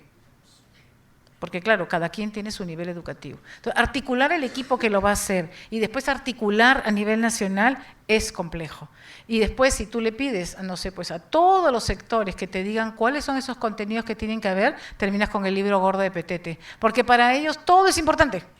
Y creen que en la escuela se tiene que aprender absolutamente todo. Y hay que también aprender a priorizar, ¿no? El conocimiento lo vamos a ir adquiriendo a lo largo de la vida. Lo que tenemos que hacer es desarrollar algunas competencias y algunas habilidades, pero por supuesto con conocimiento. El currículo de hoy no tiene conocimientos. Y entonces, claro, un constructo de una competencia no la desarrollas si no tienes conocimiento. Entonces, ahí tenemos un reto grande como país, porque el día que comience a revisarse el currículo, eso tiene tela, porque hay que meterle bastante discusión, bastante articulación para ver qué priorizamos como país también en el marco de ese perfil de jóvenes que queremos. Gracias. Muchísimas gracias. Ahora tenemos la pregunta de Luciana Puente y pregunta, ¿cómo sentamos a todos los actores relevantes en OXI en una mesa donde no solo se articule, sino también se generen propuestas para elevar al MEF las importantes modificaciones que permitan mejorar los alcances de la ley? Bueno, nosotros anteriormente hemos tenido, con anteriores ministros, una mesa para destrave, ¿no? Destrave de proyectos, y creo que eso fue algo que funcionó muchísimo en términos de la articulación público-privada, ¿no? Yo creo que hay uno de los principales problemas que tenemos en esta articulación es la falta de confianza, ¿no? Es una confianza que se ha perdido a lo largo de los años entre el sector público y el sector privado. Y creo que un aspecto importante que nos puede permitir recuperar esa confianza es justamente sentarnos en una mesa de trabajo y articular, ¿no? Articular no solamente para promover los proyectos futuros, ¿no? Sino para ver cuáles son los cuellos de botella que se están presentando en los procesos de obras por impuestos, y para ver cómo podemos mejorar, ¿no? Cómo articular, por ejemplo, para poder trabajar en conjunto modificatorias normativas que nos permitan ir, digamos, como un bloque público-privado al MEF y decirle, esto es importante, ¿no? El tema de servicios por impuestos es importante. Yo creo que yo, encantada, ministra, nos ponemos a disposición de usted para poder implementar esta mesa, en donde podemos llevar mucha innovación del sector privado hacia el sector público, y hacer un bloque, ¿no? Que nos permita ir ante el MEF con propuestas concretas que permitan mejorar la educación en nuestro país, ¿no? Nosotros estamos dispuestas, lo hemos hecho antes, como digo, con el Ministerio de Educación para destrabar proyectos, y creo que eso también permitió digamos, que las empresas tuvieran la confianza de financiar más proyectos en obras por impuestos. Lo hicimos también en su momento, y ahora tenemos una mesa instalada con la ministra de Vivienda, Construcción y Saneamiento, y eso también permitió, la tuvimos antes también instalada y con otro ministro, y ahora lo tenemos con la ministra actual, permitió también dar un salto en el tema de agua y saneamiento. ¿Por qué? Porque cuando nos sentamos en la mesa y conversamos de las necesidades y nos damos cuenta, sector público y sector privado, que estamos en la mesa con un propósito común, ¿no? Que es llevar el mejor servicio a esos niños, nos damos cuenta que no estamos de lados distintos, sino que estamos remando hacia un mismo propósito, ¿no? Entonces evitamos ese carteo de mándame esto, regresa esto y va, y dónde está ese avance para que este proyecto salga lo más rápido posible. Creo que sentados en una mesa, en conversación, en plena confianza, con el propósito en mente, ¿no? De que esos niños tengan la mejor calidad de educación y la mejor infraestructura, pues vamos a poder avanzar más rápido, creo. Muchísimas gracias. Una pregunta más para la ministra, y hay unas preguntas para Marcela. Aquí, bueno, José Alfonso Belit, también uno de los directores de BNI, él pregunta, ¿cuál es el canal y procedimiento para participar como empresa privada en alguna de las iniciativas de empresarios por la educación? Muchas gracias por la pregunta. Para participar como empresarios por la educación tenemos dos formas. Una es asociándose, hay una cuota por asociarse, y de esa manera, digamos, trabajamos en todos los proyectos globales, generales que hacemos, como esta plataforma que les contaba de capacitaciones que se llama Maestro E por E y que llega a todas las regiones. Otra es a través de los programas, financiando los programas puntuales que tenemos en las zonas, digamos, que la empresa opte por querer tener su injerencia, ¿no? Algunas veces nos dicen no tiene que ser en esta localidad, pero muchas de las veces sí en la localidad donde ellos tienen presencia, porque justamente, como decía la ministra, es una zona donde vive tu personal, donde está la escuela de sus hijos, donde sabes y conoces a esa población y donde sientes que puedes tener mayor participación. Entonces, estas son las dos formas, asociándose directamente con una cuota para los programas transversales o entrando a un programa específico en una localidad. Gracias, Marcela. Y una última pregunta para la ministra. Esto lo pregunta Mónica Largo. Dice, ¿existen proyectos conjuntos con el Ministerio de Telecomunicaciones para que el Perú pueda tener despliegue de redes de fibra que permitan que los sectores del Perú profundo puedan tener acceso a Internet? De esa manera, democratizar el acceso a Internet y ampliar el acceso a la educación.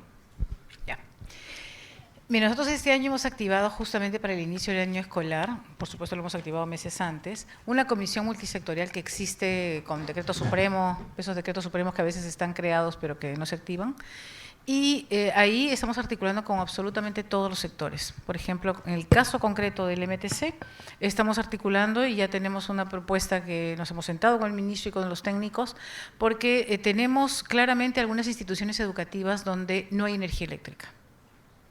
Ahí yo tengo varias condiciones. Es decir, nosotros como Ministerio de Educación, para poner Internet, tengo que tener energía eléctrica y tengo que tener infraestructura.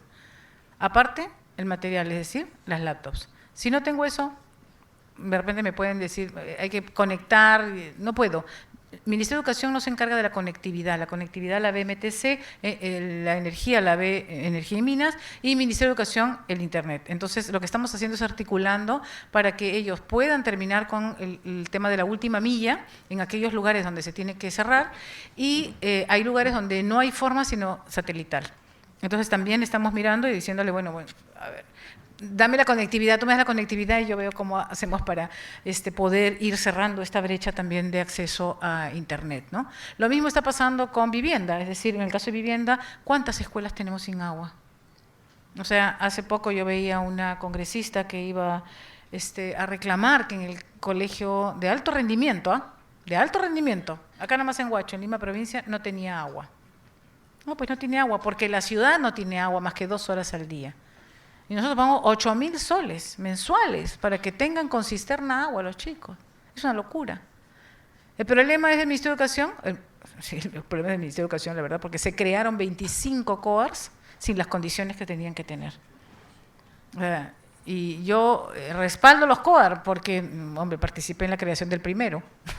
Entonces, hicimos el primer COAR con el ingeniero Becerra, pero de ahí, cuando se crearon 24 más, debieron asegurarse que se contaba con las condiciones para que los chicos estén realmente en un residentado. No se trataba, en este país no se trata de hacer las cosas para la foto. Se trata de que si yo tengo condiciones, las creo. Hoy nos están apoyando justamente por obras por impuesto, estamos trabajando y mañana viajo a las 5 de la mañana a ver el COAR, el avance del COAR que está por obra por impuesto en Moquegua y en Tacna. ¿No? Pero realmente miren en qué año estamos y cuándo se crearon.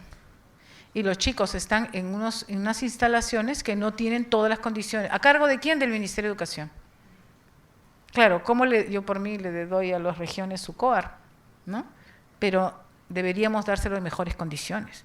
Entonces, creo que también ahí hay un tema importante, ¿no? De asegurar que tengan agua, que tengan energía eléctrica, y eso no lo ve el sector, lo ve otro sector. Entonces, estamos articulando, igual que con el Mininter. No, lo que hemos hecho es mandarle toda una relación para que tengan, solamente hacen clic y van a ver el horario de entrada, de salida de todas las escuelas del país. ¿Para qué? Para que me pongan un policía al principio, a la entrada y a la salida, ¿no? también lo hemos hecho con agua y saneamiento, es decir, hay un oficio con el link donde están las escuelas que no tienen agua, que no tienen desagüe, para que cuando vayan a priorizar, prioricen esos espacios, ¿no? Porque claro, hay localidades que no tienen. Entonces, tanto en el caso de seguridad, en el caso de alimentación también, porque ahí es Caliwarma el que tiene que dar la alimentación, por lo tanto hay que darles toda la información de todas las instituciones educativas que necesitan realmente recibir el alimento. Entonces, si se dan cuenta, educación está al centro y todos los sectores al final tienen que trabajar de manera articulada, y esa comisión es muy potente para poder asegurar que todo el mundo haga lo que tiene que hacer, porque si no, después la culpa es solamente del ministerio. Y la verdad, un ministerio solo no puede actuar. Y ahí la articulación también, y en el caso de técnica, yo insisto, que es, digamos, lo más inmediato, aparte de horas por impuesto, el poder sentarnos y hacer mesas, y estamos trabajando, como les digo, con Sociedad Nacional de Industria y la de Energía y Petróleo y Energía, ¿no? Para poder sentarnos a ver qué cosa es lo que se requiere, qué mano de obra es la que requieren, para poder además actualizar los catálogos y que realmente los institutos, tanto públicos como privados, oferten una educación que les sirva a las empresas y que les sirva a los chicos para poder tener acceso al mundo laboral. Entonces creo que la participación de todos tiene una razón de ser, y ese proceso de articulación es urgente, o sea, no puede seguir esperando, ¿no?, a la buena voluntad. Las mesas, yo les digo, es más un oficio y nos sentamos en la mesa, yo soy bien ejecutiva, eso de que mándame, tráeme, no. Mejor es llamar a todos los que están participando y decirle a ver cuál es el problema. Porque tenemos un mal en el sector público, y yo tengo que reconocerlo, yo también he estado en el otro lado, y es que tú pides algo y va el oficio a una oficina. Esa oficina se la manda a la otra, y a la otra, y a la otra. El día que asumí, me acuerdo, lo único que hice fue presentarles 2 viñetas a todo a todos los directivos, y les dije, miren, este es un solo proceso, y eran 2 hojas, 2 hojas, ¿eh?, donde cada uno, eso era como cuando juegas a la pelota, la pelota que quema, igualito, ¿no? Y iban pasando. Claro, porque si se queda en tu mano, oye, tú lo tienes. No, toma, mejor te lo paso a ti, ¿no? Entonces, y así fueron 2 hojas. Entonces, eficacia y eficiencia, 0. ¿No? Entonces, eso de ahí estamos tratando también de revertirlo. ¿Y cómo mejor? Llámalos, siéntalos. No, es que me ha observado. A ver, llámalo, que venga. ¿Qué les ha observado? Tal cosa. Ya, cámbialo. ¿Cómo quieres que le pongan? ¿Así? Ya, ponle así, por favor. Ya. Algo rápido, ejecutivo. Hay muchas cosas que de verdad son solamente de actitud y de querer hacer las cosas. Y yo creo que nosotros de nuestra parte tenemos mucha actitud, muchas ganas, hemos logrado muchas cosas en poco tiempo, pero falta mucho también, ¿no? Entonces creo que si todos le ponemos el acelerador, bueno, podremos ir logrando mejores cosas, independientemente de la foto. Yo una vez me llamaron la atención hace unos años porque no puse los créditos, ¿no?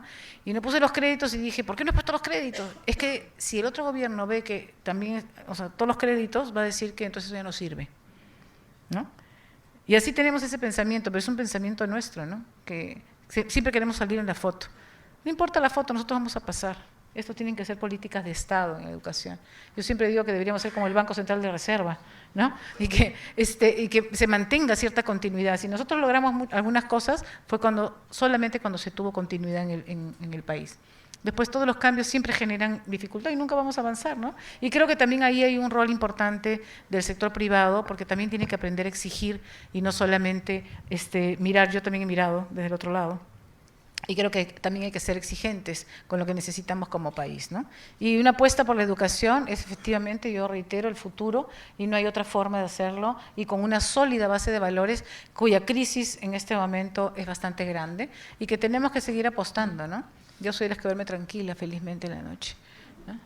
Y creo que eso sería muy bueno para todos los peruanos, saber que sí se puede y saber que tenemos un gran reto, pero que sí es posible. Yo miro el vaso medio lleno y no medio vacío, sino me deprimo, y eso no contribuye con el estrés. Así que bueno, muchas gracias por la invitación. Muchísimas gracias.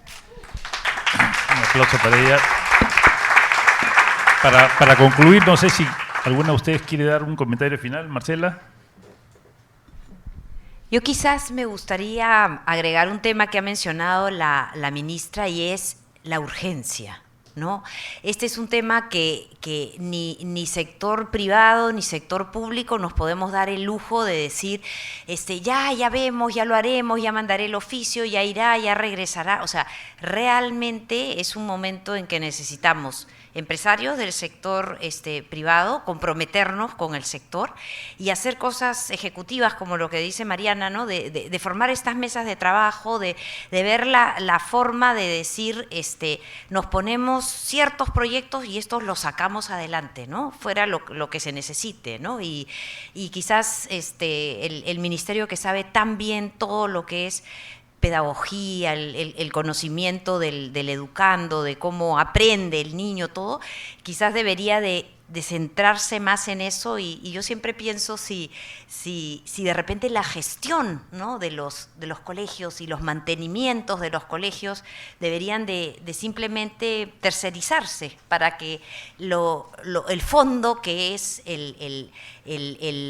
la pedagogía y las metodologías para enseñar a los niños, que es el fuerte del Ministerio de Educación, fueran el foco, ¿no? Pero bueno, son ideas y cosas que uno podría pensar y ver de desarrollar, pero lo cierto es que hay aquí una tarea que es urgente y nos toca a todos, porque esto es el futuro de nuestro país. Gracias. Muchas gracias. Fabiola, no sé si quisieras dar un comentario final. Sí, gracias. Sí, pienso que hay dos aspectos sumamente importantes a lo largo de todo el sistema educativo y que, por supuesto, permea a la ciencia, tecnología y la investigación. Uno es, por supuesto, el profesor desde, como venimos comentando, desde la escuela, la universidad, un profesor comprometido, un profesor que conozca lo que debe enseñar, porque parece una frase trillada, pero es absolutamente verdadera. Nadie puede enseñar lo que no sabe, desde la primaria hasta la vida universitaria, hasta el trabajo mayor de generar conocimiento. Entonces, creo que hay mucho por hacer por concentrarnos en no perder la calidad de nuestros docentes en toda la escala, digamos, la trayectoria educativa y la educación continua de nuestros niños hasta nuestros jóvenes. Y el otro tema muy importante es la continuidad de políticas, de voluntades, porque hemos visto muchas veces que el Perú invierte mucho en esos temas, por ejemplo, de ciencia y tecnología por primera vez en los últimos años, y lo seguimos teniendo, la inversión de los bancos de desarrollo, llámese Banco Mundial, BID, CAF, y se generan subsistemas de innovación, por ejemplo, lo hemos visto en Lambayeque, lo hemos visto en La Libertad, lo hemos visto en San Martín, pero de pronto cambia todo y inclusive esas personas que se capacitaron, que el Estado pagó para que se capaciten, ya no están, ¿no? Entonces, al no haber continuidad de políticas ni decisión a largo plazo, también perdemos mucho. Eso se ve de manera muy importante, como digo, en el desarrollo de la investigación en el Perú, porque estos investigadores capacitados con redes internacionales que han generado conocimiento, de pronto ya no hay sitio para ellos, entonces los perdemos, tenemos mucha fuga de cerebros. Por eso creo que esos dos aspectos permean a todo el sistema educativo, que son, por supuesto, la calidad de nuestros docentes, la honestidad, el compromiso y la continuidad en las políticas que tengamos. Y aquí termino, por ejemplo, hemos tenido varios procesos de repatriación de investigadores. Yo me animo a decir que probablemente un tercio de ellos ya no están, por esa razón, ¿no? Porque nadie asegura, con estas mesas de las que conversábamos, bueno, si el Estado ha traído en los últimos años 300 investigadores con las mejores calificaciones para el Estado peruano, no deberíamos perder a uno solo. Y yo puedo asegurar que fácilmente hemos perdido un tercio, ojalá no más. Entonces, eso, docentes y continuidad de políticas y de voluntades. Muchísimas gracias. Mariana. Bueno, yo me animaría a terminar con una frase que no es mía, por cierto, pero no me acuerdo el autor, pero que señala que no hay empresas exitosas en sociedades fracasadas, ¿no? Entonces yo aquí lo que hago es un llamado a los empresarios a involucrarse con el desarrollo del país, a involucrarse y tienen este mecanismo, que es un mecanismo que no tienen otros países, que lo tiene el Perú, que fue una innovación peruana, y ahí para decir que sí somos innovadores, esta fue una innovación peruana que que es realmente la envidia de muchos de otros países latinoamericanos que morirían por tener un mecanismo como este. Nosotros lo tenemos, lo ha copiado ya Colombia, pero necesitamos el compromiso de más. Ahorita hay 154 empresas que han hecho obras por impuestos, pero ¿cuántas empresas hay principales contribuyentes en el país? 18.000, y solo 154 han hecho obras por impuestos. Entonces tenemos un mecanismo que nos permite generar un gran impacto en nuestro país, no solamente en educación, en salud, en transportes, en tantas necesidades que tiene nuestro país, en anemia, en agua y saneamiento. Entonces, si todos y cada uno de los empresarios nos comprometemos y decimos, yo voy a poner mi granito de arena y voy a hacer esto por mi país, yo creo que vamos a poder avanzar mucho más rápido. Esto es un win-win, ¿no? Es un ganar-ganar. Y también termino con otra frase que tampoco es mía y que tampoco recuerdo quién la dijo, pero es una frase de una mujer que dijo: un pequeño grupo de personas puede hacer la diferencia para cambiar el mundo. Yo creo que un pequeño grupo de empresarios puede hacer la diferencia, ¿no? Entonces los invito a participar para el desarrollo del país y para el beneficio de todos al final. Gracias. Muchísimas gracias. Y por favor, la ministra, no sé si quisiera unas palabras finales. Sí, bueno, solamente agradecerles por la atención, por el compromiso, porque estar aquí ya es un compromiso con el país. Y volverlos a invitar a que se sumen a la Estrategia Nacional de Valores y Ciudadanía.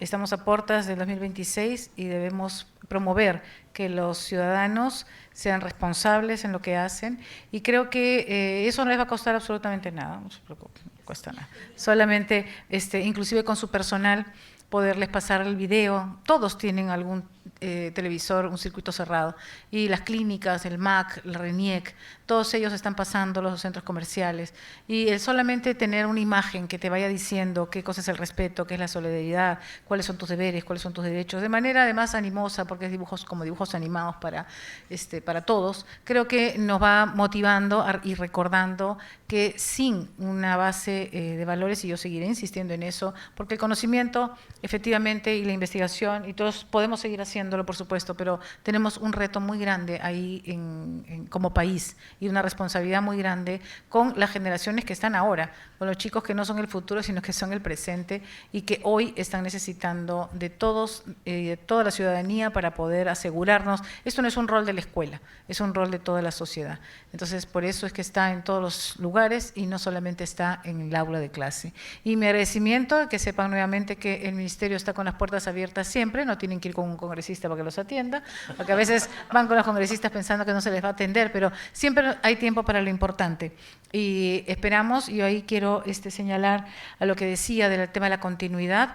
Hay hoy en día en todo el sector público CAS permanentes, hay gente que ya es permanente, entonces creo que ahí hay un gran reto de trabajar con ellos y de alguna manera lograr que renueven ese espíritu con el que entraron en ese momento cuando todavía no eran estables. El recuperar eso creo que va a ayudar a que efectivamente den continuidad a las políticas. Yo he encontrado varios funcionarios que son permanentes, que hoy trabajan inclusive como asesores en mi despacho, y que realmente sé que ellos son los que se van a quedar, no nosotros. Entonces, trabajar con ese personal también es importante para asegurar que haya continuidad y que vayan cambiando su chip y mirando de manera más positiva las posibilidades que tiene el país. Nada, muchas gracias nuevamente a BNI por esa invitación. No, gracias. Muchísimas gracias. Bueno, para terminar, yo quiero agradecer a cada uno de ustedes por estar esta tarde con nosotros. Bueno, este panel nuevamente de lujo y por darse tiempo de acompañarnos. Creo que, como bien decías, hemos puesto sobre la mesa aquí los diferentes actores y nos vamos con ciertas ideas, ¿no? Y cosas que se pueden hacer. Quiero agradecer también a BNI. Gracias a BNI lo que buscamos y porque me permite hacer estos BNI Talks.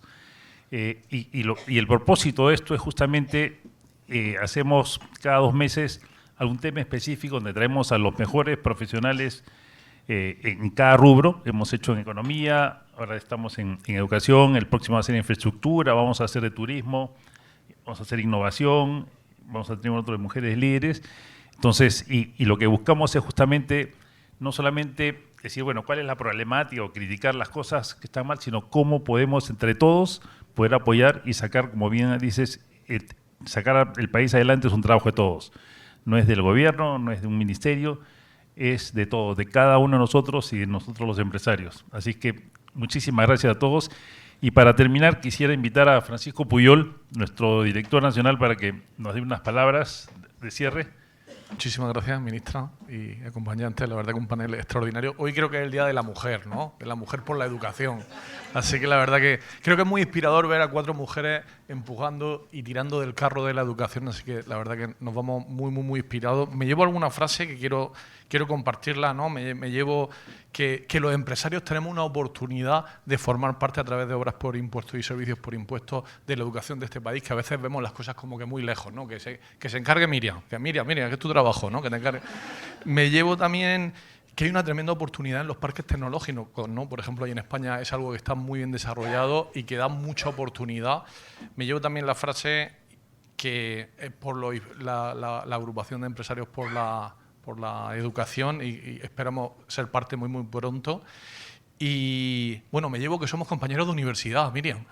Yo también estudié en Murcia, así que espero que te hayan tratado bien allí, espero que te hayan tratado muy bien. Y hasta tu esposa, eso sí me lo habías contado, sí que me lo habías contado, ¿no? El otro día me gusta mucho una cosa que has dicho, que es que estáis viendo qué enfoque estáis dando que necesite el mercado, ¿no? Que necesitemos en la calle.